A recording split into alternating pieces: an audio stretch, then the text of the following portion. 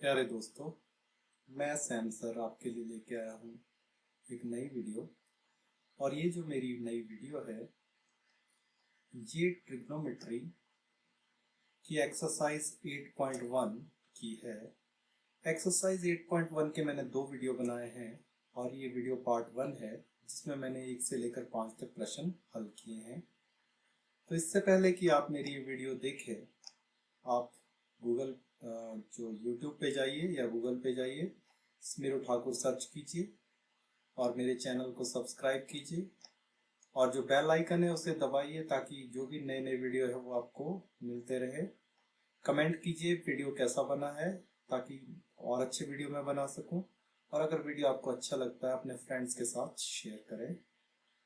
तो हम चलते हैं सबसे पहले क्वेश्चन नंबर 1 पे। तो जो क्वेश्चन नंबर 1 है इसमें दिया है कि जो त्रिभुज ABC है इसका बी कोण समकोण है। जैसे यहाँ 90 डिग्री का कोण बना हुआ है। AB 24 सेंटीमीटर है, AB 24 सेंटीमीटर दिया है, BC 7 सेंटीमीटर दिया है। तो मैंने इस तरह से इसका डायग्राम बना दिया। और AC आपको दिया नहीं है तो AC आपको निकालना पड़ेगा, तभी आप त्रिकोणमितीय अनुपात निकाल पाएंगे। और जब आपका AC निकल जाएगा फिर आप कोई भी त्रिकोणमितीय अनुपात आराम से निकाल सकते हैं। तो उसमें निकालना क्या है बाद में, साइन ए कॉस ए और साइन सी कॉस सी। तो सबसे पहले तो हमें इस समकोण त्रिभुज में ये जो तीसरी भुजा है ये निकालनी पड़ेगी। और इसके लिए हम क्या करते हैं, पाइथागोरस प्रमेय का प्रयोग करते हैं। तो समकोण त्रिभुज ABC में AC का वर्ग बराबर है AB का वर्ग जमा BC का वर्ग। ये हम पाइथागोरस प्रमेय यहाँ पर लगा लेते हैं। तो AC हमें पता नहीं है तो AC का वर्ग, AB का वर्ग है 24 सेंटीमीटर, तो मतलब 24 का वर्ग, और BC है 7, तो 7 सेंटीमीटर का वर्ग। सेंटीमीटर में नहीं लिख रहा हूँ यहाँ पर, तो बाद में इकट्ठे ही लिखूंगा मैं। तो 24 का वर्ग होता है 576, 7 का वर्ग होता है 49। 576 में 49 जोड़ दें आप तो बन जाता है 625।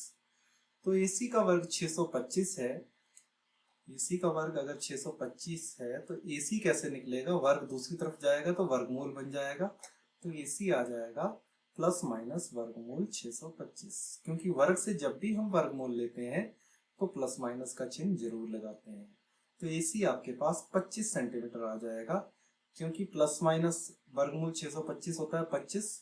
हम माइनस चिन्ह नहीं लेंगे क्योंकि भुजा माइनस में नहीं हो सकती, तो इसलिए AC आ जाएगा आपका 25 सेंटीमीटर। तो आपकी तीसरी भुजा निकल गई AC 25 सेंटीमीटर।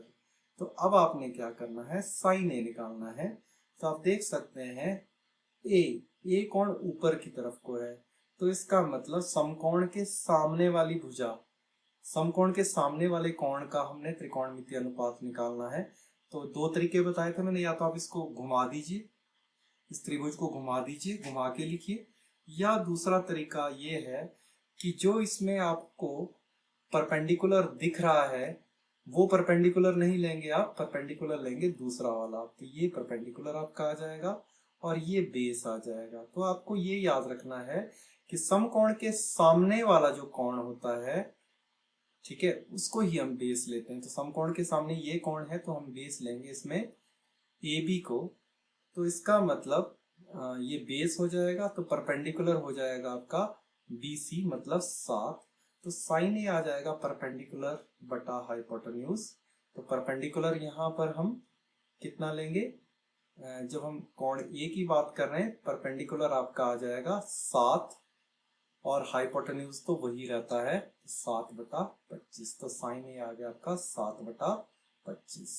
अगर साइन C निकालना होता तब वो 24/25 आता। ठीक है, तो ये आपको पता चल जाना चाहिए कि जब भी ऊपर वाला कोण पूछा हो तो उसी को आपने बेस लेना है। जैसे यहाँ पर ए कोण पूछा है तो बेस अब आपका ये हो जाएगा AB, और परपेंडिकुलर आपका BC हो जाएगा। तो इस तरह से हमने साइन ए निकाल दिया। अब साइन ए के बाद आपको निकालना है कॉस ए। तो कॉस ए होगा बेस ऑब्लिक हाइपोटेन्यूज। तो बेस जैसे मैंने आपको बताया कि बेस ये वाला है, तो ये आ जाएगा 24 बटा हाइपोटेन्यूज तो 25, ये 24/25। वैसे ही आपने निकालना है साइन C। तो साइन सी तो बिल्कुल सिंपल तरीके से निकलेगा, परपेंडिकुलर बटा हाइपोटेन्यूज मतलब 24/25।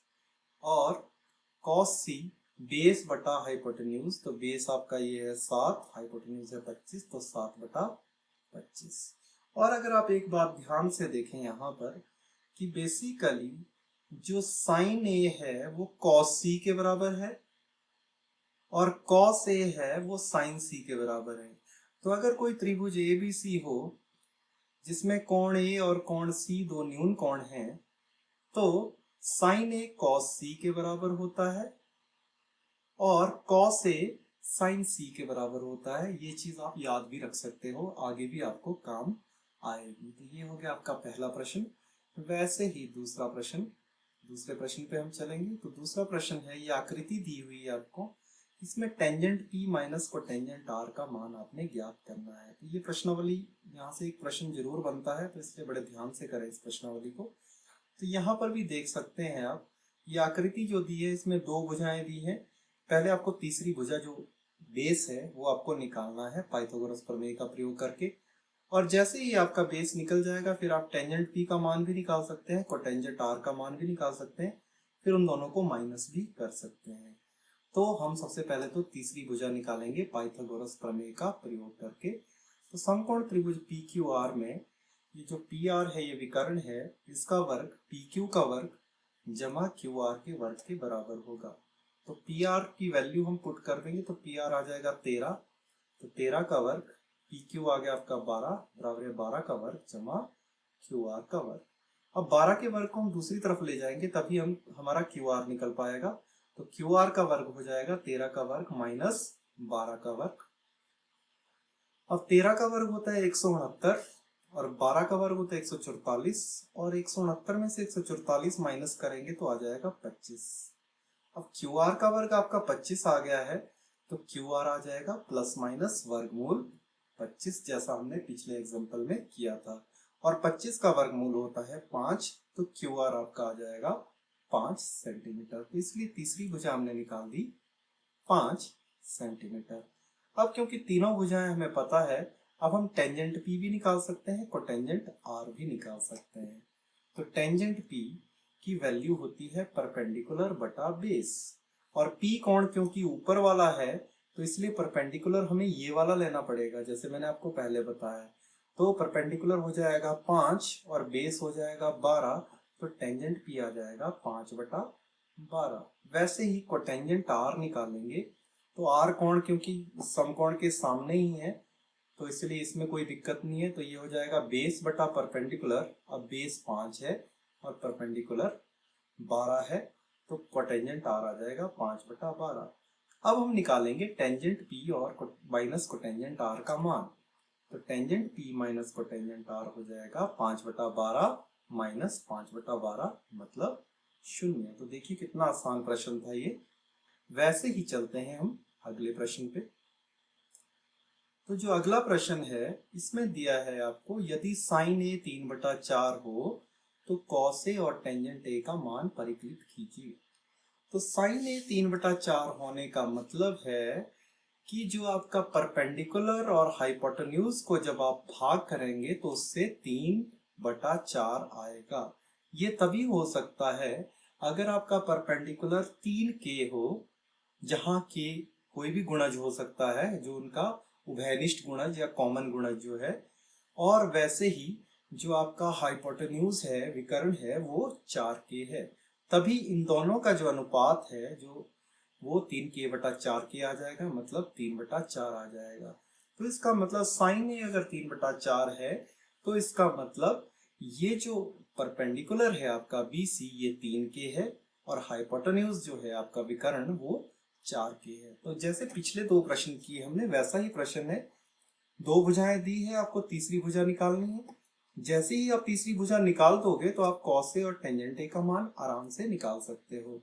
तो हम क्या करेंगे, यहाँ पर पाइथागोरस प्रमेय लगाएंगे तीसरी भुजा निकालने के लिए। तो समकोण त्रिभुज, तो साइन ए पहले 3/4 है मतलब परपेंडिकुलर बटा हाइपोटेन्यूज, तो BC हम 3K लेंगे और AC हम 4K लेंगे, ये मैं आपको बता चुका हूं। अब समकोण त्रिभुज ABC में AC का वर्ग बराबर है AB का वर्ग जमा BC का वर्ग। तो AC का वर्ग है 4K का वर्ग, AB का वर्ग हमें निकालना है और BC का वर्ग है 3K का वर्ग। तो AB का वर्ग निकालने के लिए हमें क्या करना पड़ेगा, 3K के वर्ग को दूसरी तरफ ले जाना पड़ेगा और 4K का वर्ग, 4 का वर्ग होता है 16, K का वर्ग हो गया K का वर्ग, तो आ जाएगा 16K का वर्ग। यहाँ पर 3 का वर्ग होता है 9, तो यहाँ आ जाएगा 9K स्क्वायर। तो AB का वर्ग आपका आ जाएगा 16K square minus 9K square. 16K में से 9K स्क्वायर माइनस किए तो कितने रह जाएंगे, 16 कौओं में से 9 कौए उड़ गए तो कितने रह गए, 7 कौए। तो मतलब 16K स्क्वायर में से 9K स्क्वायर माइनस किए तो रह जाएंगे 7K स्क्वायर। अब ए बी आपने कैलकुलेट करना है तो वही प्लस माइनस करके वर्गमूल ले लो। तो ए बी आ जाएगा प्लस माइनस वर्गमूल 7K स्क्वायर। अब 7 का वर्गमूल हो जाएगा वर्गमूल 7 और K के वर्ग का वर्गमूल हो जाएगा सिर्फ K, क्योंकि वर्ग और वर्गमूल एक दूसरे के उल्टे होते हैं। तो K का स्क्वायर और वर्गमूल आपस में कट जाएंगे, तो यहाँ बच जाएगा वर्गमूल 7K। तो इसका मतलब तीसरी भुजा हमारे पास आ गई वर्गमूल 7K। अब हमें निकालना है कॉस ए और टेंजेंट ए का मान। तो कॉस ए आपको पता है होता है बेस बटा हाइपोटेन्यूज। अब बेस आपने निकाला है अभी √7K, हाइपोटेन्यूज है आपके पास 4K और ये कोण ए निकाल रहे हैं हम, तो कोई दिक्कत नहीं है। K से K कट जाएगा, यहाँ पर K से K आपका कट जाएगा और आपके पास रह जाएगा वर्गमूल 7/4। वैसे ही अब हम टेंजेंट ए कैलकुलेट करेंगे। टेंजेंट ए होता है परपेंडिकुलर बटा बेस, मतलब 3K बटा वर्गमूल 7K। दोबारा से K कट जाएगा और आपके पास बच जाएगा 3 बटा वर्गमूल 7। तो इस तरह से हमने कॉस ए और टेंजेंट ए का मान परिकलित कर लिया। अब चलते हैं इसके चौथे प्रश्न पे।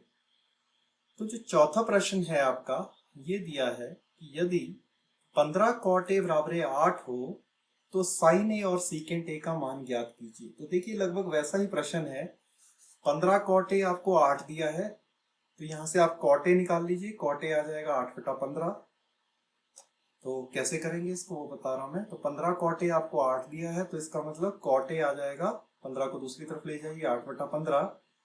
इसका मतलब बेस 8K है और परपेंडिकुलर 15K है, जैसे हमने इससे पिछले प्रश्न में भी किया। तो इसीलिए बेस जो ए बी है वो 8K ले लेंगे हम और जो परपेंडिकुलर है उसको हम 15K ले लेंगे। तो अतः ए बी बराबर है 8K और बी सी बराबर है 15K। अब वैसे ही आपको पाइथागोरस प्रमेय का प्रयोग करके ये विकर्ण निकालना है और विकर्ण जैसे ही निकल जाएगा फिर आप कोई भी त्रिकोणमितीय अनुपात आराम से कैलकुलेट कर सकते हैं। तो अब हम विकर्ण निकालेंगे। तो विकर्ण जो आएगा AC का वर्ग, समकोण त्रिभुज ABC में AC का वर्ग AB का वर्ग जमा BC का वर्ग। तो AB का वर्ग है आपका 8K का वर्ग और BC का वर्ग है 15K का वर्ग। तो आगे पीछे लिखेंगे कोई दिक्कत नहीं है। 15K का वर्ग, 15 का वर्ग होता है 225, तो आ जाएगा 225K स्क्वायर और 8 का वर्ग होता है 64, तो आ जाएगा 64K स्क्वायर। 225 और 64 को आप जोड़ेंगे तो आ जाएगा 289K स्क्वायर। अब AC हमने वैसे ही कैलकुलेट करना है प्लस माइनस साइन और वर्गमूल लेके, तो AC आ जाएगा प्लस माइनस वर्गमूल 289K स्क्वायर। 289 का वर्गमूल होता है 17, K स्क्वायर का वर्गमूल होता है K। तो इसका मतलब जो तीसरी भुजा आपके पास आ जाएगी वो आ जाएगी 17K। अब आप साइन ए और सीकेंट ए आराम से निकाल सकते हैं। तो साइन ए जो आपका आ जाएगा वो आ जाएगा परपेंडिकुलर बटा हाइपोटेन्यूज, और क्योंकि ए कोण है तो यही परपेंडिकुलर है, तो परपेंडिकुलर 15 हो गया, हाइपोटेन्यूज 17K हो गया, 15K बटा 17K। वैसे ही दोबारा से K कट जाएगा और आपका उत्तर आ जाएगा 15/17। वैसे ही अब आपको क्या करना है, सीकेंट ए कैलकुलेट करना है।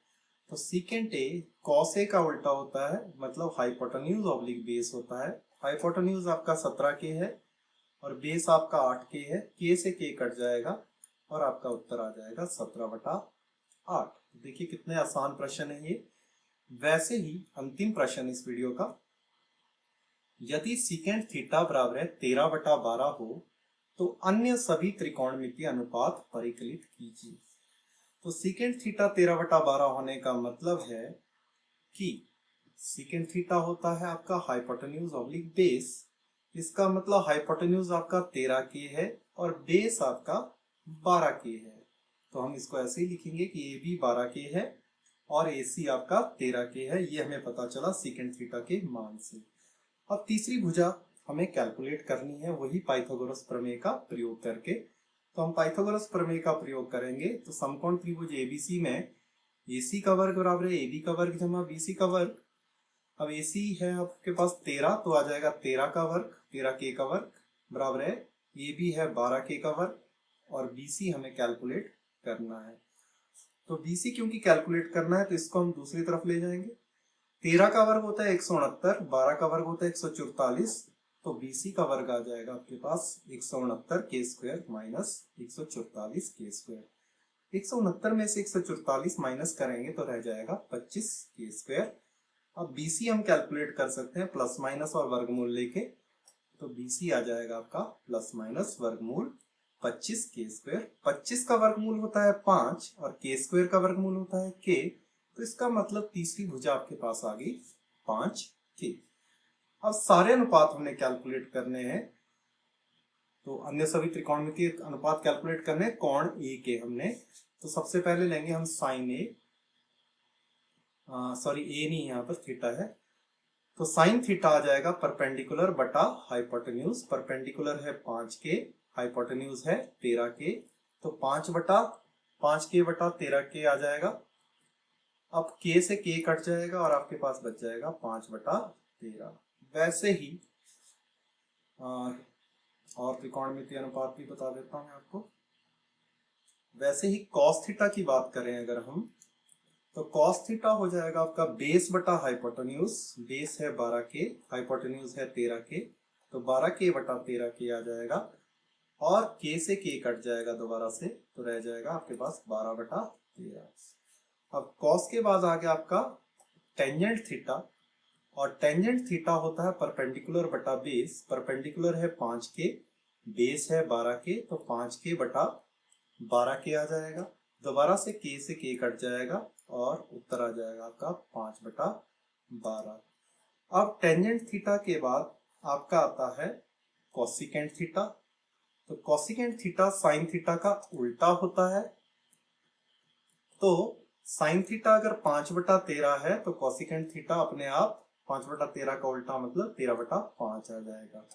सीकेंट थीटा हमें ऑलरेडी दिया हुआ है 13 बटा 12, जो कि कॉस थीटा का उल्टा है, तो इसलिए सीकेंट थीटा लिखने की जरूरत नहीं है हमें। लास्ट अनुपात बचता है कोटेंजेंट थीटा, जो कि टेंजेंट थीटा का उल्टा होगा।